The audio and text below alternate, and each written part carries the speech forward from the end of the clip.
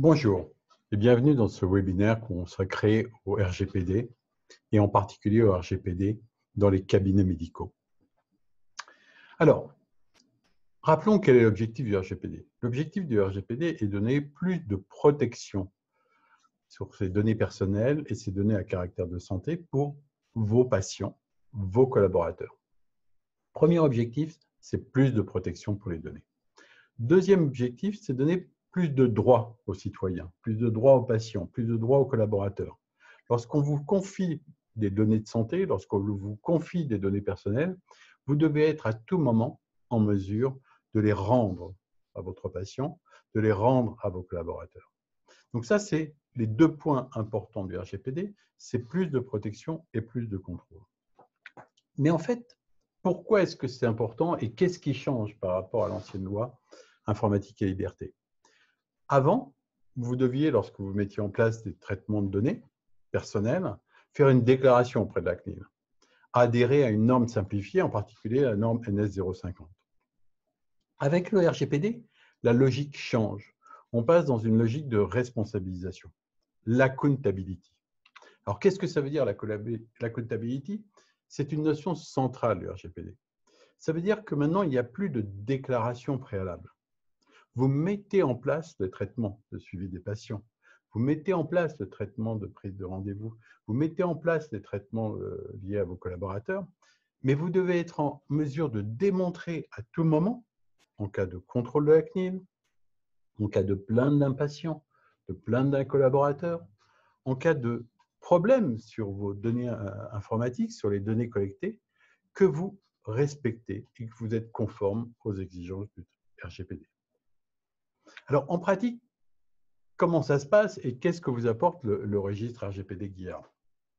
En pratique, il faut être capable de démontrer via des documents, le registre, les fiches d'information patient, les fiches d'information cabinet, les fiches d'information collaborateurs, le registre des droits d'accès, le registre des violations, les engagements sous-traitants. Il faut être capable à tout moment de démontrer que votre cabinet respecte les règles. Quelles sont les grandes règles? C'est tout d'abord l'affichage RGPD au sein du cabinet. Être capable de démontrer qu'à tout moment, vos patients ont pu voir, ont pu lire, en attendant dans la salle d'attente, votre politique de confidentialité en termes de RGPD. En cas de besoin, être capable de remettre une information explicite auprès des patients, voire de demander leur consentement si vous devez communiquer leurs données en dehors des parcours de soins, à des destinataires qui seraient en dehors des parcours de soins. De la même manière, ce que vous faites vis-à-vis des patients, vous devez le faire aussi vis-à-vis de vos collaborateurs, c'est-à-dire que vous collectez des données personnelles sur vos collaborateurs, ils doivent être informés des traitements et ils doivent être sensibilisés également à la protection des données. Vous devez mettre en place des procédures pour gérer les droits d'accès et de violation. Si un patient vous demande 6 mois après, 1 an après d'avoir accès à ces données, il faut être en mesure de lui fournir. Vous devez être également en mesure d'assurer la sécurité via la mise en place de mesures de sécurité et en particulier de chartes informatiques au sein de votre cabinet pour que tous vos collaborateurs soient responsabilisés sur la sécurité autour des données. Et puis, point important, vous devez obtenir de vos sous-traitants, c'est-à-dire les logiciels métiers, les logiciels de votre cabinet, mais aussi votre expert comptable, peut-être d'autres sous-traitants, qu'ils respectent en fait les mêmes engagements RGPD que les vôtres. Alors, quels sont les traitements pris en compte par le registre GUIAR? Bien, le premier traitement, bien sûr, c'est le suivi des patients. La prise de rendez-vous.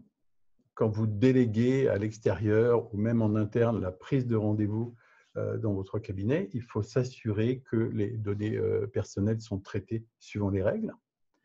Le traitement lié à la sécurisation, si vous avez un contrôle d'accès lié au cabinet, il faut effectivement en informer, en particulier s'il y a des caméras, en informer vos patients, en informer vos collaborateurs. La gestion des collaborateurs, en termes de gestion des ressources humaines, en termes de gestion de paye, la gestion des fournisseurs et également, si vous en avez un, le site Internet. Donc, le registre de traitement va vous permettre de suivre, d'expliciter, de documenter tous ces traitements. Première étape, en fait, en pratique, pour mettre en place le RGPD au sein de votre cabinet, la première étape, c'est d'être irréprochable sur la transparence vis-à-vis des patients, vis-à-vis des collaborateurs. Donc, le premier outil que nous vous apportons au-delà du registre, c'est tous les éléments, affichage en salle d'attente, documents à remettre au patient si vous avez besoin d'obtenir son consentement, documents à remettre auprès de vos collaborateurs sur les traitements, de manière à ce que vous soyez irréprochable sur la transparence. Deuxième étape à mettre en place, parce que vous n'avez pas, si un patient, si un collaborateur demande à avoir accès à ces données, demande à supprimer ces données, demande à en restreindre l'usage, vous avez en fait 1 mois pour répondre. Donc, il faut que vous êtes préparé à ce type de demande. Et surtout, vous devez suivre, dans le cadre du registre, toutes les demandes de droit d'accès. Donc, deuxième apport du registre RGPD, c'est de vous permettre de suivre et de répondre facilement aux demandes de droit d'accès. Troisième étape importante, c'est maîtriser la sécurité autour des données. Par des mesures physiques, ce que vous mettez en place pour sécuriser l'accès de vos bâtiments, par des mesures logiques et par des mesures organisationnelles. Et là, ce qu'apporte le registre RGPD Guillard, c'est vraiment une charte informatique pour vous permettre de sensibiliser vos collaborateurs de manière à ce que la sécurité des données personnelles soit vraiment prise au cœur de votre cabinet. Dernière étape, c'est la gestion des sous-traitants. En fait, vous êtes responsable, car c'est vous le responsable de traitement, qui collectez les données des patients. Et donc, vous êtes le responsable du traitement. Et c'est vous qui avez choisi tel logiciel métier, tel expert comptable, tel prestataire externe pour traiter les données. Donc, vous devez vous assurer que ce prestataire externe, eh bien, il prend les mêmes engagements que vous en termes de RGPD vis-à-vis de vos patients, vis-à-vis de vos collaborateurs, et que s'il se passait quelque chose chez lui en termes de données, s'il avait une faille de sécurité, si quelqu'un s'adressait directement à lui pour avoir accès à ces données, il vous alerte immédiatement. Donc, quatrième étape que nous vous apportons, c'est vraiment la gestion des sous-traitants et la capacité de suivre et de vérifier si les sous-traitants respectent ou non le RGPD. Et comment est-ce qu'on fait cela? En fait, au-delà du registre, en apportant une assistance en ligne et en restant à vos côtés pendant la première année de la mise en place du RGPD. Donc, comment ça se passe? Lorsque vous choisissez le registre RGPD Guillard, nous prenons un rendez-vous téléphonique avec vous pour vous expliquer la mise en œuvre du RGPD, pour rédiger le registre avec vous, pour répondre à toutes vos questions. Puis ensuite, pendant la première année de mise en œuvre, eh bien, nous vous accompagnons. Dès qu'il y a une demande de droit d'accès, s'il y a une alerte violation, s'il y a un contrôle de la CNIL, nous sommes à vos côtés pour prouver votre conformité. Et cet ensemble registre et accompagnement vous permet de prouver votre conformité en cas de contrôle de la CNIL, de plainte d'un patient ou de vol de données. Donc, si vous souhaitez aller plus loin, n'hésitez pas à nous contacter, 01 72 78 45 76. Vous pouvez nous retrouver sur le site Guillard Publications ou vous pouvez nous suivre directement sur LinkedIn, linkedin.com/Bruno Guillard. Merci de votre attention.